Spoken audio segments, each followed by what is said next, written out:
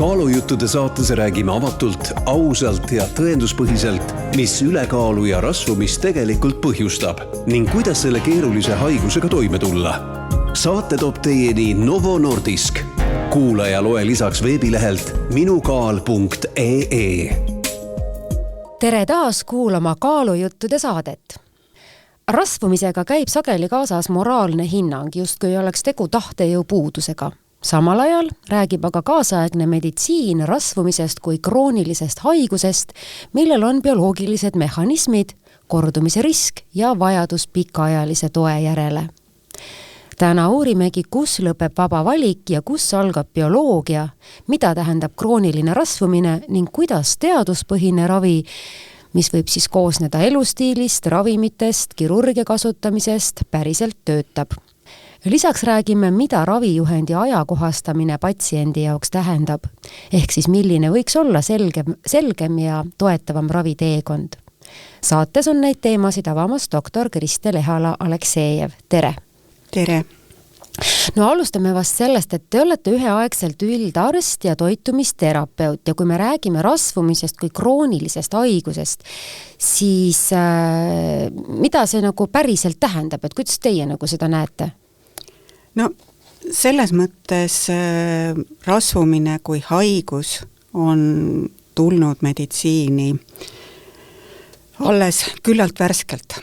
Et ega me ei ole selle mõttega veel päriselt kohanenud ja kõike sellega seonduvat ka meditsiinis enda jaoks läbi mõtestanud ja ma ei räägi siin ainult Eestist, et see puudutab kindlasti väga-väga paljusid riike. Aga miks me räägime rasvumisest kui kroonilisest haigusest, siis tegelikult sissejuhatuses sai see kõik kenasti juba kokku võetud. Et kui meie kehakompositsioon muutub, sest rasvumise puhul me räägime kehakompositsiooni muutumisest, me räägime liigse rasvkoe kogunemisest ja kui see meiega juhtub, siis täpselt nii nagu juba öeldud sai, muutub meie keha toimimine. Muutuvad hormoonide toimimine, muutub ainevahetus, muutub ajukeemia, keha põletikuprotsessid ja see loob sellise keskkonna, mis ei luba väga sageli kehal enam nii-öelda tasakaalukalt toimida. Ja see omakorda toob kaasa uued haiguse riskid. Ehk siis kõige esmaselt sageli vererõhu tõusu, aga ka teiste selliste väga oluliste haigusprotsesside riski suurenemise, ehk siis näiteks ka teist tüüpi diabeedi riski väga olulise suurenemise. Ja tänu sellele me räägimegi, et tegu on kroonilise püsiva protsessiga ja seda tagasi pöörata teatud hetkest võib olla keeruline. Ehk see vajab pidevat tähelepanu. No kas see, et te olete lisaks sellele, et te olete arst, olete ka toitumisterapeut, annab kuidagi nagu patsientidele selle nagu julguse juurde ka rääkida teie juures nagu oma kaalumuredest või et kas nad üldse teavad, et nad nagu et neid mõistetakse või et nad saavad sellest rääkida? Nüüd siin on, kui nüüd vaadata arstipilguga, siis siin on ka sellist võib-olla kahtepidist lähenemist, et on inimesed, kes tulevad väga teadlikult oma kaalumurega ja küsivadki abi väga konkreetselt ülekaalu või selle kaalu tõusu tõttu. Nüüd on patsiendid, kes tulevad hoopis mingi teise probleemiga, on seal mingid hormoontasakaalu häired, on seal ka siis võib-olla mingid üldtervise probleemid ja seal võib olla hetk, kus ma näen, et selle taga on kehakaalu tõus ja vot siis on see koht, kus tuleb tegelikult küsida, et kas on täna inimese jaoks sobiv rääkida ka kehakaalust. Et osade jaoks ei ole see aktuaalne, see kehakaal ei sega neid ja nad isegi ei mõtle, et selle kaaluga peaks tegelema. Nüüd survestada seda ja öelda, et see on absoluutselt vajalik või suisa kohustuslik, see võib pigem inimese sellest teekonnast eemale tõugata, et see on väga delikaatne teema ja sageli läheb omajagu aega ennem kui me nagu selle nii-öelda tegutsemisprotsessini jõuame, et seal on mitmeid etappe ja teinekord võib-olla tulebki anda inimesele aega selle mõttega harjumiseks, et mitte survestada. Aga jah, neid lähenemisviise, kuidas tegeleda kehakaaluga on väga, väga erinevaid, kui me räägime meditsiinis selle teema tõstatamisest. Kui inimene on ilmselgelt ülekaaluline ja see mõjutab ka tema tervist, ent ta ei ole valmis nagu oma ülekaalu ja tervise näitajaid nagu seostama, siis millest see võib tulla, et kas sellest, et me ei ole varem suhtunud ülekaalu üldse kui terviseriski? No kui me nüüd vaatame tegelikult väga lühikest ajaperioodi, 30 aastat, siis see on see periood, kus kogu maailmas on plahvatuslikult ja tõesti plahvatuslikult tõusnud ülekaaluliste ja rasvunud inimeste hulk. Ja sellega harjumine, selle mõttega, et mingisugune paradigma on täiesti muutunud, et see maailm, kus valdavalt olid inimesed normkaalulised ja isegi teatud maailma piirkondades alakaalus ja me räägime siin ka toidupuudusest ja nälgimisest, siis täna me oleme jõudnud pigem sinna teise äärmusesse. Ja nüüd selle mõttega harjumine võtab aega mitte ainult siis meditsiiniväliselt, aga ka meditsiinisisemiselt. Ja selgitustöö, et kui mu kehakompositsioon muutub, see mõjutab minu tervist, see on hakanud vilja kandma, aga see võtab veel aega. Tegelikult 30 aastat on väga lühike aeg. Ja Eestis on räägitud kaalu, ütleme siis liigse kehakaalu probleemist tegelikult ju hoopis vähem, võib-olla väga intensiivselt kuskil viimased 10 aastat, eriti võib-olla viimase 2-3 aasta jooksul, aga see teema on meie inimeste jaoks ikkagi uus. No kui palju me üldse nagu tänapäeva toitumisharjumuste juures nagu suudame enda seda söömist kontrollida või mis need patsiendid räägivad, et kui keeruline see on?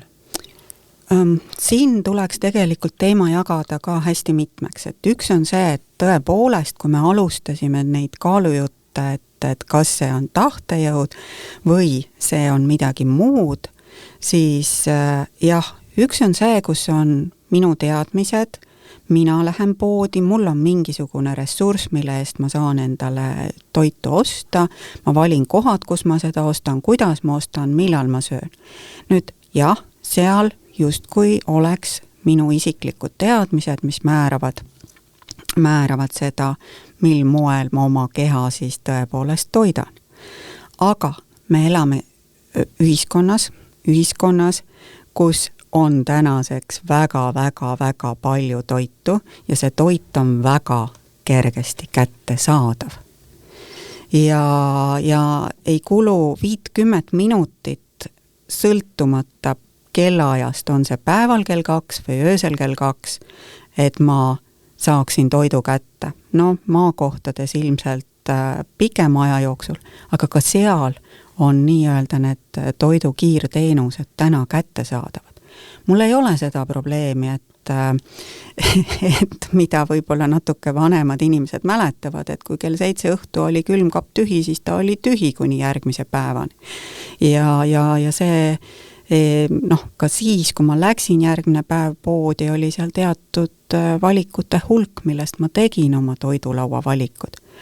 Nüüd, kui me läheme edasi natukene siis teemaga, et miks mõnel inimesel on keerulisem ohjata ka neid oma valikuid, siis me jõuame tagasi eelmise küsimuse juurde, et näiteks ka meie geenid määravad väga palju, kuidas me tajume täiskõhutunnet, millal meil tekib uuesti näljatunne ja kui need mehhanismid on teatud isikutel nii-öelda halvemini reguleeritud, siis kui see toidu nii-öelda müra on pidevalt tema ümber, söö mind, tarbi mind, ma olen hea, ma toon sulle rahulolu, siis lõigata ennast sellest välja, panna nii-öelda klapid pähe kui ka silmadele on suhteliselt keeruline. Ja on inimesi, kellel tekib näljatunne ka väga-väga hea ja ütleme toitva toidu söömisel palju kiiremini kui teisel. Lisaks sellele, et toit on liiga hea ja liiga kättesaadav. Jah. Ja mida me täna ka teame uuringutest, et see valikute paljusus tegelikult ei tee meie elu sageli kergemaks. Et vastupidi, kui on tehtud uuringuid, kus on tõmmatud valikuid kitsamaks, siis see kaalukontroll läheb paremaks. Et see, et meil on toitu ja valikuid täna väga palju, ei pruugi olla sugugi toetav, sest et ega meie teadmised ei tule sinna järgi, me ei oska neid valikuid võib-olla ennast toetavalt nii hästi teha ja me lähtume tegelikult sellest, mis meile ette antakse, kui sinna on kirjutatud tervislik, kui sinna on kirjutatud mingi moesõna, mis hetkel on kas siis proteiin või suhkruvaba, siis sellest piisab. See on juba minu peas, see on hästi. Et inimene küll nagu püüab teha neid tervislikumaid valikuid, võib-olla ta natukene ka saboteerib ennast, et ta teeb endale selliseid mugavamaid tervislikke valikuid, aga mõnikord on ju tõesti nii ka, et inimene päriselt teeb kõik, mis tema võimuses, aga see kaal on ikka suurem, kui tema, ma ei tea, tervis seda nagu välja kannatab. Et kuidas te selliste patsientidega räägite või millest te selliste patsientidega räägite, et kas, mismoodi üldse saab nagu neile seda usku sisestada, või sisendada, et tegelikult see muutus siiski on võimalik? No nüüd me jõuame juba väga spetsiifilise nõustamise juurde ja nõustamise üks osa, et kui see jagada näiteks etappideks, on see, et me koostöös patsiendiga paneme paika realistlikud eesmärgid. Kui me räägime nüüd sellistest juhtumitest, kus tõepoolest see kehakaalu alandamine on väga keerukas ja neid on, ma ei ütle, et neid ei ole, neid on tõesti, seal on erinevad põhjused, siis võib-olla kõige esmane eesmärk on see, et leida võimalused terviseparameetrite normaliseerimiseks. Et need oleks korras. Võib-olla on vaja sinna ravimeid juurde, võib-olla saab midagi teha tõesti toiduvalikute muutmisega ära, et alustada hästi realistlikest eesmärkidest. Selge see nii-öelda oma kehaga rahu tegemine võib olla teinekord väga keeruline. Me teame, et ka normkaalus inimesed kaklevad nii-öelda iseenda välimusega. No ikka see viimane 5 kilo, eks? Ja, täpselt. No rääkimata siis, kui need kaalunumbrid lähevad suuremaks, et see võib olla vaimselt väga keeruline. Aga kuidagi tuleb leida ka need teed, et teha endaga nii-öelda iseendaga parem suhe. Ja siis tuleb arutada, et kas siis lisaks nendele eluviisi muutustele lisada mõni kaaluravim või ekstreemsetel juhtudel siis ka pöörduda kaalukirurgia poole. Aga need on etapilised muutused. No milliseid keskkonnamuutuseid te tavaliselt inimesele soovitate, kes tõesti nagu tahab ise ka võimalikult palju nagu panustada, aga ta ütleb, et ma lihtsalt, ma ei tea, ma ise arvan, et ma teen kõik õigesti, ikka mul on kaal liiga suur. No see on ka jällegi see nii-öelda terapeudi töö, kus me tegelikult kaardistame inimese eluviisi. Et see ei ole ainult toitumine. See on väga-väga palju muud. Sellepärast, et see, kuidas ma oma toiduvalikuid teen või kas ma lähen täna trenni või kas ma lähen üldse täna välja ja liikuma, sõltub väga palju kogu minu eluviisi tervikust.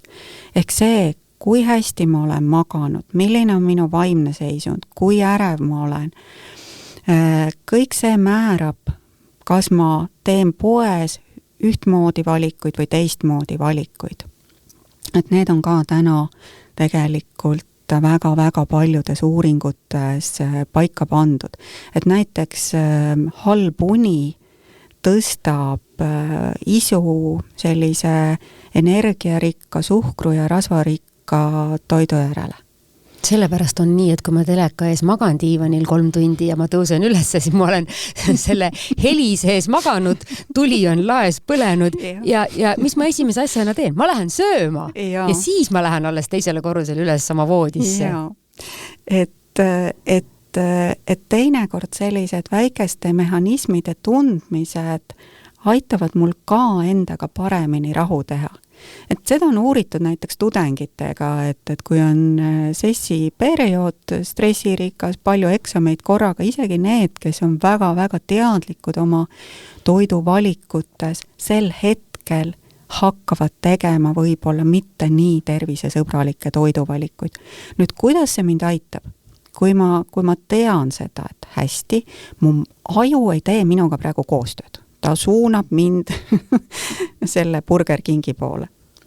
Et see minu teadmine võimaldab mul paremini iseennast või oma käitumist reguleerida. Kas või see, et ma annan endale teadliku käsu, et hästi, ma võib-olla teen ka täna rohkem neid ebatervislikke valikuid, aga ma söön ära siis teatud hulga võib-olla mingeid köögivilju või puuvilju või jälgin, et jah, kui ma teen ka endale burgeri, et seal oleks võib-olla täisteratoode, et ma saan seda nii-öelda aju koostöö või ajuga mitte koostööd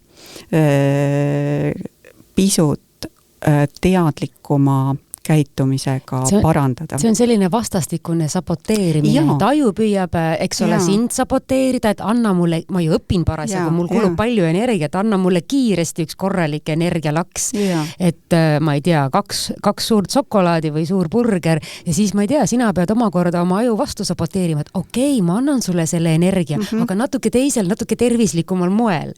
Jah, et nii nagu ma oma patsientidega räägin, et seda võiks nimetada lubavateks reegliteks, et see, mida me väga armastame oma kõnekeeles, jah, aga, et näiteks antud hetkel on see väga sobiv, et jah, mul on võib-olla tõesti praegu see tunne, et see šokolaad aitab mind sellest keerulisest situatsioonist välja, aga ma söön seda ainult täiskõhuga. Et ma annan endale loa, mitte ei keela, et veel ühte stressi juurde. No alati see ei toimi, kui me räägime näiteks tõesti mingist sõltuvuslikust suhtest, toon siin kohe ekstreemsemalt välja alkoholi, et siis see jah, aga ei ole sobiv. Aga kui mul on nii-öelda teadmine, mis minu tervist toetab, aga praegu mu nii-öelda kas vaimne seisus või väsimus suunab võib-olla tegema rohkem ka mitte nii tervist toetavaid valikuid, siis ma selle jah, agaga või lubava reegliga tegelikult saan vähendada neid teatud valikute mitte nii positiivseid tervisemõjusid. No kuidas üldse saab aidata inimesel sellist nagu oma ihasid taltsutada või oma mõtteviisi muuta või näiteks, ma ei tea, kui ma näen kaneelisaia, siis kohe see on nagu magnet, mis mind selles suunas nagu tõmbab ja ma ütlen endale, et aga okei, no olgu, no täna. ja ma arvan, et kindlasti on palju neid inimesi, kellel on võib-olla vaja süüa 5 kaneelisaia või siis iga päev, eks ole, et see tekitab nagu sellise tunde, et seda tahtejõudu on nagu väga-väga vähe. Nüüd, et see enesesõbralikkus algab sellest, et ma ütlen kõigepealt, et ma olen inimene. Et ma olen inimene kõigi oma nii-öelda heade külgedega, nendega, mis võib-olla toetavad minu tervist ja elu laiemalt ja ka nendega, mis seda ei tee. Et tänane teema on ju väga kitsas, aga mis iganes elus ette tuleb, et me teeme oma valikuid ja kõik ei ole alati nii-öelda võib-olla ka teinekord väga eetilised või väga tervist toetavad, et me peame ennast aktsepteerima. Ja sa pead ikka olema väga tark, et neid tervist toetavaid valikuid teha.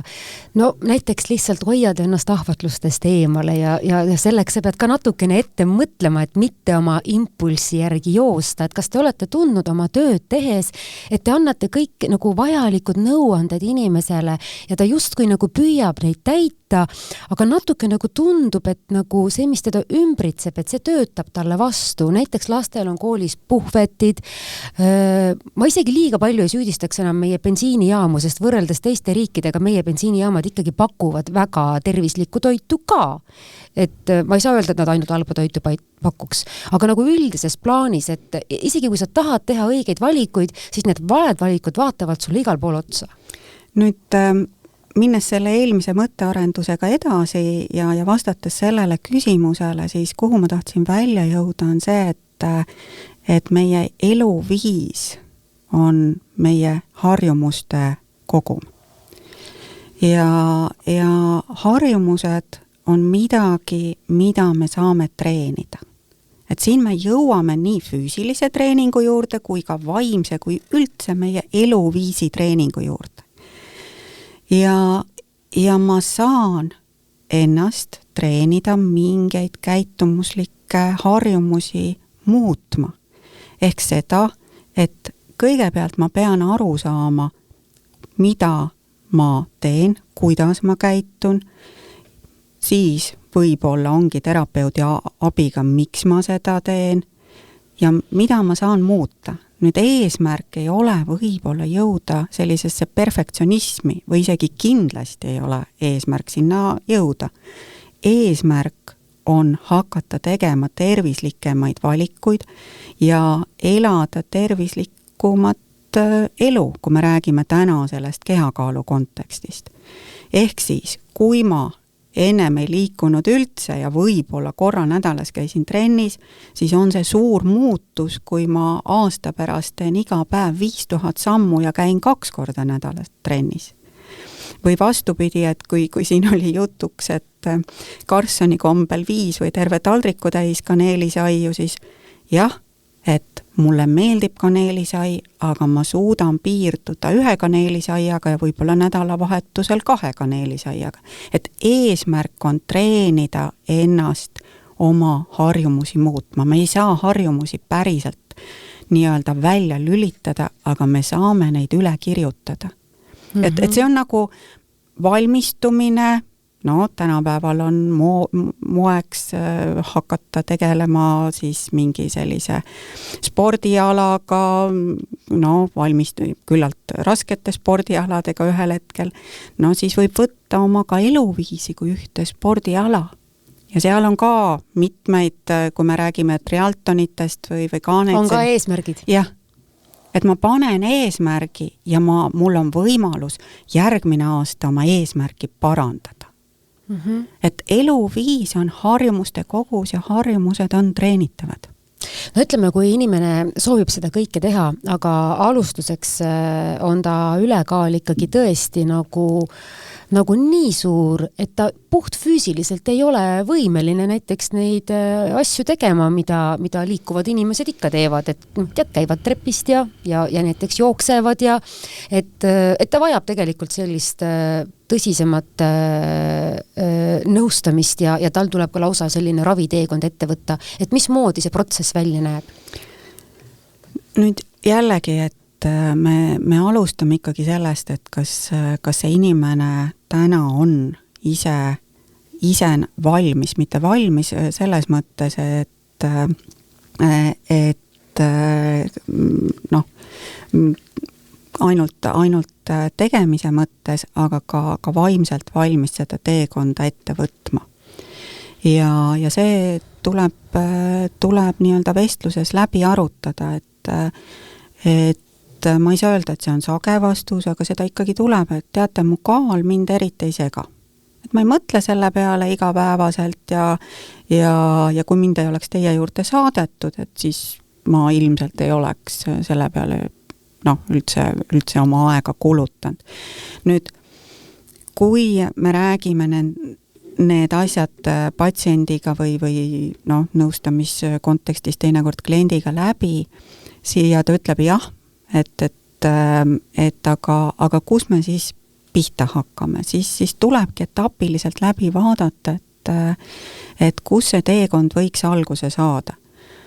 Kui tegu on ikkagi väga ekstreemse kaalutõusuga, siis teinekord selline ravimi lisamine või ka kirurgiline protseduur võivad saada selleks tõukejõuks hoopis, mis aitavad tal edaspidi ka siis muutusi ellu viia. Väga-väga oluline on see nii-öelda keskkonnatoetus ja siin ma pean silmas lähedasi, pean silmas ka töökeskkonda, et kui kodused saboteerivad minu ettevõtmist, kui töökeskkond ei ole toetav, siis seda teekonda nii-öelda üksi läbida võib olla väga keeruline, sest et terapeudi, nõustaja, treeneri kättesaadavus ei ole ju 24/7. Et need on lühikesed kohtumised, aga selline teekond alguses vajab sageli ka sellist tõesti tuge, et hästi tähtis on leida enda kõrvale võib-olla selline toetav kaaslane, kes aeg-ajalt nagu aitab seda sisemist motivatsiooni elus hoida, sest ega need muutused ju ei tule kiiresti ja ma ei näe kohe nädala-paari pärast, et midagi on muutunud. Võib-olla juba mingi terviseparameeter on pisut parem, aga ma tahaksin ju nii kangesti näha ka neid väliseid muutusi ja seal on vaja sellist head toetavat keskkonda, ma pean seda väga-väga oluliseks, et leida enda kõrvale.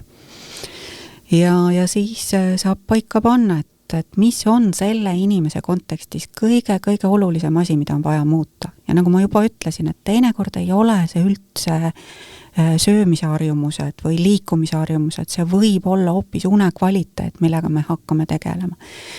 Võib olla see, et ma püüan leida oma patsiendile hea psühhoterapeudi või siis hoopis personaaltreeneri.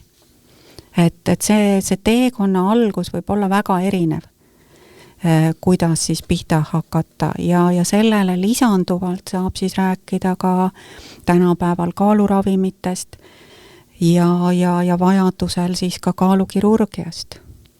No millisel juhul need kaaluravimid või kaalukirurgia tulevad siis nagu kõige rohkem nagu kõne alla, et kas siis, kui juba on diabeedi oht, on vererõhk kõrge, on uneapnoe, võib-olla depressioon ja inimene, ütleme, vajab kas siis kiiremat kaalulangust, et hakata üldse sealt edasi töötama iseendaga?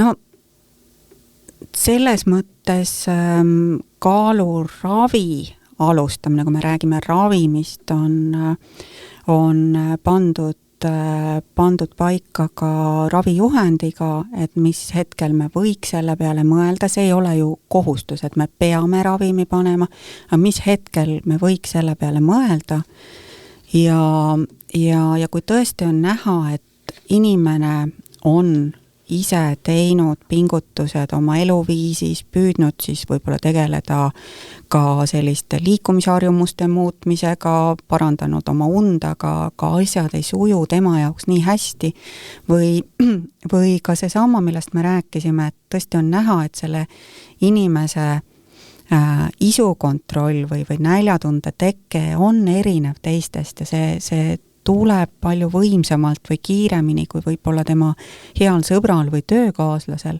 siis sellisel juhul see kaaluravimi lisamine võib olla väga-väga elumuutev kogemus ja ma julgen seda öelda, et mul on endal patsient, kes tulles siis vastuvõtule peale ravimi lisamist ütles, et ma tean nüüd elus esimest korda, mis tähendab täiskõhutunne. Ehk siis tõepoolest on inimesi, kes elavad pideva näljatundega hoolimata sellest, kas nad on söönud või mitte. Jah, et ta ütles, et ma ei saanud selle hetkeni aru, mis tähendab, kui keegi kõrval ütleb, et mul on kõht täis. Et jah, mul võis olla raske, aga see, mida meie räägime täiskõhutundest, et ma tajun ajus või ütleme oma nii-öelda meeltega seda, et ma rohkem ei soovi, et on inimesi, kellel see tunne tekib väga-väga pika viibega või võib ka olla neid, kellel see on ülinõrk. No mis tõttu on nendel siis ka päris ebamugav, kui neile ümbritsevate poolt pidevalt öeldakse, et kas sa ei oska piiri pidada või kas sa aru ei saa, millal sul kõht täis on või mõnikord tõesti ei saagi aru. Jah, et see ei ole nüüd igapäevane lugu, aga neid lugusid on ja ütleme, neid on tugevamal nii-öelda määral kui ka nõrgemal määral, aga piisab sellest, nagu kui me räägime keskkonnast, kus see toit on kättesaadav, et kõik sellised nii-öelda eripärad võimenduvad. No kuidas see suhtumine on pigem nende kaalulangetusravimite ja bariaatrilise kirurgia suhtes, et kas inimesed näevad seda kui kergema vastupanu teed või näevad nad seda kui viimast võimalust või kuidas rohkem selle peale vaadatakse, et kui valmis selleks ollakse või kui väga seda üldse palutakse arstilt, võib-olla nad käivad kraabivad ukse taga, et aidake, et see ongi parim viis minu jaoks. Jällegi ma usun, et siin võiks teha väga palju kategooriaid, et on tõesti neid, kes kaaluravimite nii-öelda turule tulekul leidsid, et nüüd on olemas hea vahend oma kaalu kontrolliks ja sõltumata, kas tegelikult ka oli kaaluprobleeme või need olid väga tagasihoidlikud, tuldi ja küsiti ja suisa ka nõuti seda ravimit. No see on nüüd arsti tööoskused, et millal ravimit panna. Ja nüüd on see teine äärmus, kes mitte mingil juhul ei soovi, et ta leiab, et kui ta võtab ravimi, siis ta on kuidagi iseennast petnud. Et see on see viimane võimalus. Ja siis on sellised vahepealsed, et jah, kui tõepoolest see ravim on tema enda jaoks leidnud põhjenduse, sest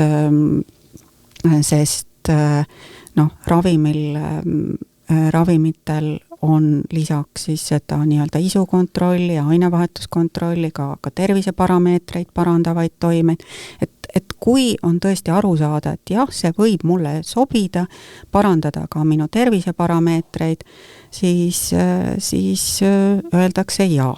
Et mis on tegelikult ju täna kogu ka maailmas või peaaegu kogu maailmas probleemiks, kaaluravimid on kallid ja nende kättesaadavus ei ole võrdne. Selles mõttes, et see sõltub väga-väga palju rahakoti suurusest. No kas sellega on nii? Ma päris täpselt ei tea, sellepärast ma küsin. Et ma saan aru, et bariaatrilise kirurgiaga on nii, et kui su tervisenäitajad on piisavalt halvad, siis selle bariaatrilise operatsiooni sa saad haigekassa kulul. See, et su nahk pärast ripub põlvini, selle sa maksad ise kinni, selle likvideerimise, mis tuleb paljudel üllatusena. On vist nii. Aga mis puudutab kaalualandusravimeid, et kas nende puhul on ka nii, et siiski see ravijuhend kuidagi võimaldab seda, et kui sul muud varianti ei ole, et siis sa saad selle kuidagi soodustusega või haigekassaga või sa pead igal juhul oma kaalulangetuseks määratud ravimid ise päris kalli raha eest nagu välja ostma? No siin me läheme jälle hästi spetsiifilisse temaatikasse, kui nüüd rääkida tõesti sellest, kui me läheme ravi tippu, et kaalukirurgia on ravi tipp, siis jah, alati mis iganes ravimeetodi valikul tegelikult see on arsti või spetsialiseeritud spetsiaalse õe nõustamisoskus, kes räägib läbi kõik nii-öelda ka kõrvaltoimed, mis on ühel ravimil või ravimeetodil ja ei tohiks tulla üllatusena need muutused. Aga jah, selge see, et see võib teatud juhtudel nii minna. Ja sageli ka see kaalukirurgia ooteaeg ikkagi sellele operatsioonile võib võtta Tervisekassa tingimustes päris pikka aega, sõltub nüüd keskustest. Nüüd, kui me räägime täna kaaluravimitest, siis me ju teame, et see nii-öelda praegu ka laialduselt kasutusel olevat kaaluravimid jõudsid turule läbi diabeedi maailma.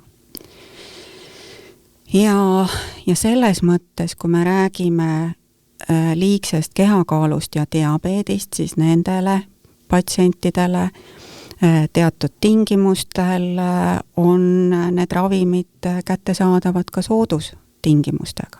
Kui me räägime liigsest kehakaalust täna ilma siis selle diabeedi komponendita, siis need ravimid siiski on kättesaadavad täishinnaga. Kas see muutub? Jah, selle üle on juba praegu arutelusid, millised nii-öelda grupid võiksid saada neid võib-olla sellistel soodustingimustel, kindlasti ei muutu vähemalt mitte lähiaastatel need kaaluravimid kättesaadavaks soodustingimustel kõigile liigse kehakaaluga kimpus olevatele inimestele. Ja siin on vist natukene see küsimus ka, et kust maalt on liigne? See on siiski pandud paika väga täpselt, et ühtpidi me lähtume rasvumisest, kui me räägime rasvumisest kehamassiindeksi alusel, jah, see ei ole kõige parem surrogaatmarker, aga niimoodi seda kogu maailmas kasutatakse ja vähemalt me oleme siis ühises sellises arusaamises, et kui ma räägin täna siin või Soomes või Rootsis või Prantsusmaal, et kõik me saame ühtmoodi aru. Ja me räägime, eks ju, rasvumisest, kui kehamassiindeks on suurem kui 30. Või, ütleme, teine lähenemisviis on, et me räägime rasvumisest kui liigse rasvkoe kogunemisest, mis kahjustab tervist ja meditsiini mõttes siis, kui see kehamassiindeks on üle 27 ja juba esineb ka mingi rasvumisega kaasuv haigus, näiteks seesama kõrge vererõhk või diabeet. Et siin on pandud nagu need piirid väga täpselt paika, aga jah, on tõepoolest juhtusid, kus see kehamassiindeks võib olla väiksem, aga kui ma võtan inimese vöö ümbermõõdu, sest et just nimelt see vööpiirkonda kogunev rasv on tervise riskide osas kõige suurem, siis tegelikult see vöö ümbermõõt on suur, inimese vöö ümbermõõdu pikkuse suhe on paigast ära ja me tegelikult võime rääkida juba keha kompositsiooni muutusest ja rasvumisest. Aga meditsiini mõttes jah, see diagnoosi, kui me räägime koodidest, pannakse kehamassiindeksiga 30. Kui toitumisterapeut on nüüd oma patsiendi või siis kliendiga teinud pikaaegset koostööd ja nagu oleks tulemused ka paista, siis üleüldse, et mille järgi te nagu edu defineerite, et milline see hea tulemus on? Nüüd mina ei saa seda edu defineerida, et edu defineerib ikkagi patsient, jah, mina enda tööd peegeldan iseendale tagasi. Aga see, mis on minu jaoks edu või tulemus, ei pruugi olla edu või tulemus minu patsiendi jaoks. Nüüd, kust need käärid tekivad tavaliselt?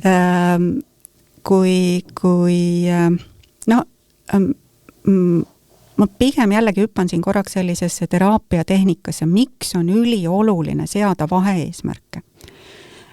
Kuna ma olen seal tööga väga pikalt tegelenud, siis ja väga kaua ennem, kui kaaluravimid tulid, siis ju kui mõelda, et kaotada 40 kilo, parandada kehakompositsiooni on väga-väga suur muutus. Ja neid muutusi on minu praktikas olnud päris mitmeid. Nüüd, kui inimene ongi, ütleme, 120 kilone, kui minu põhitöökoht on meestekliinikus, enamjaolt patsientideks mehed, et tuleb selline 120 kilone mees ja ühel päeval on ta siis 80 kilo. Aga ta vaatab, et pagan võtaks sõber kõrval, no tema six-pack joonistub ikkagi ilusamini välja. Ta ei näe enam teekonda. Minu jaoks ma ei pea talle enam ühtegi ravimit kirjutama, ta nagu meditsiini mõttes ütlen, et teie koht on teisel pool ust ja mul on väga hea meel. Aga inimene ei ole näinud seda teekonda ja ta näeb seda, mida tal ei ole, mitte seda, kuhu ta on jõudnud. Nüüd, et sellist situatsiooni ei tekiks, et ma naudiks, ma ei tea, kas suisa naudiks või vähemalt oleksin rahul ja oskaks ennast motiveerida, on ülioluline seada selliseid vaheeesmärke. Et jah, kõigepealt 5%. Vaatame. Teha neid pause, teha kokkuvõtteid koos selle inimesega, et mis on muutunud, kuhu ta on jõudnud. Et need etapid salvestuksid, et ma näeksin teekonda. Ja tajuksin siis seda edu. Ja see on ka ühtmoodi õppimine koos rõõmustama või koos seda edu tähistama, kui nii võib öelda. Et me sageli fikseerume või mida ma näen ühe ohuna, on sellist fikseerumist mingisse kaalunumbrisse. Nii kaua, kui ütleme, see pilk fikseerib mingi kaalunumbri, nii kaua tegelikult me ei ole protsessis, me ei ole seal teekonnal täiega kaasas. Ja me ei tunne tegelikult nendest vaheetappidest rõõmu. Ja nii on mis iganes eesmärgiga, et see teekond on ju tegelikult ülioluline. Mis on veel oht, kui me fikseerume ainult kaalunumbrisse, on see, et kui saavutatakse see kaalunumber, siis tegelikult ei ole meeles, mida sa seal teekonnal õppisid ja kuidas sa sinna jõudsid. Ja mis olid need protsessid, mis tegelikult aitasid ja mis on need harjumused, mida sa tegelikult pead tegema tänasest kuni oma surmatunnini. Et see, mis on oluline, midagi, et kui on midagi, mida ma muudan või soovin saavutada, siis see eeldab ju mingite harjumuste muutmist, me juba rääkisime harjumustest, läbi elu. See ei ole ainult selleks perioodiks. Mulle tundub, et see vist on asi, millega on inimestel päris raske harjuda, sest et väga inimlik on ju mõelda nii, et olgu, ma teen selle meeletult raske teekonna läbi, ma saavutan oma eesmärgi ja vaat siis ma saan jälle hakata sööma nii nagu enne. Täpselt.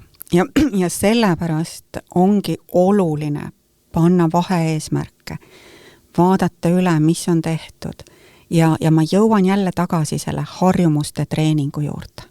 Ma lähen trenni ja ühel hetkel on see vajadus, et minu eluviisist peab saama minu vajadus.